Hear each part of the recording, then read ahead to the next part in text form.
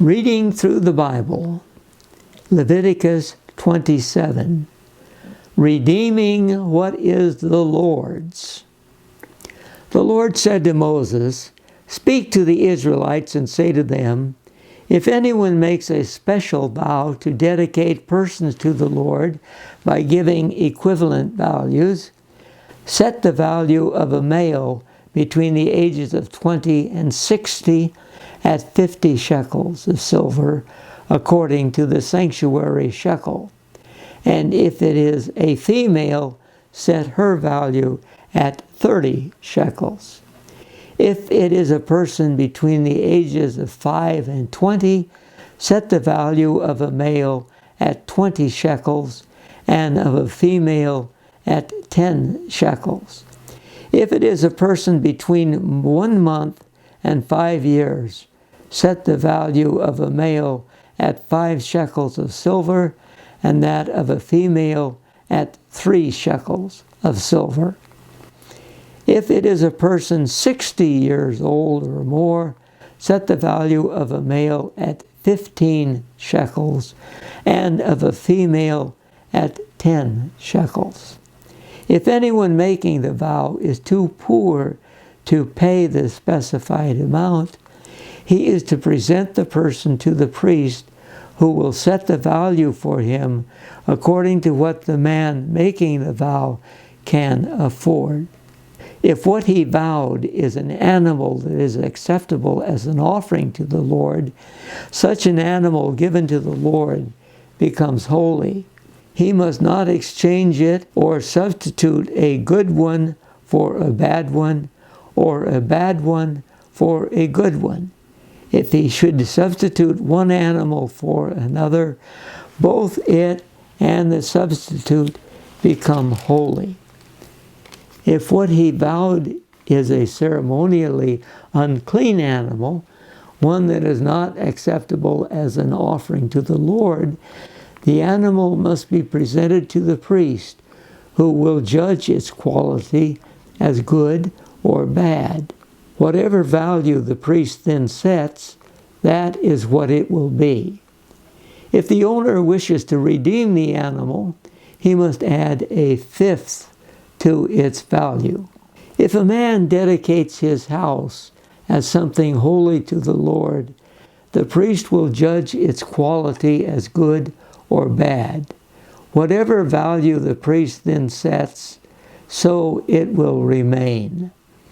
If the man who dedicates his house redeems it, he must add a fifth of its value, and the house will again become his.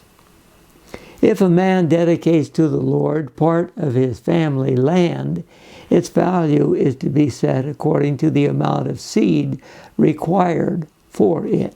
50 shekels of silver to a homer of barley seed. If he dedicates his field during the year of Jubilee, the value that has been set remains. But if he dedicates his field after the Jubilee, the priest will determine the value according to the number of years that remain until the next year of Jubilee, and its set value will be reduced. If the man who dedicates the field wishes to redeem it, he must add a fifth to its value, and the field will again become his. If, however, he does not redeem the field, or if he has sold it to someone else, it can never be redeemed. When the field is released in the Jubilee, it will become holy, like a field devoted to the Lord. It will become the property of the priests. If a man dedicates to the Lord a field he has bought, which is not part of his family land, the priest will determine its value up to the year of Jubilee, and the man must pay its value on that day as something holy to the Lord. In the year of Jubilee, the field will revert to the person from whom he bought it, the one whose land it was.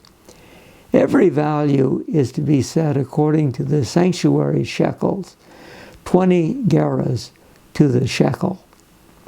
No one, however, may dedicate the firstborn of an animal, since the firstborn already belongs to the Lord. Whether a cow or a sheep, it is the Lord's.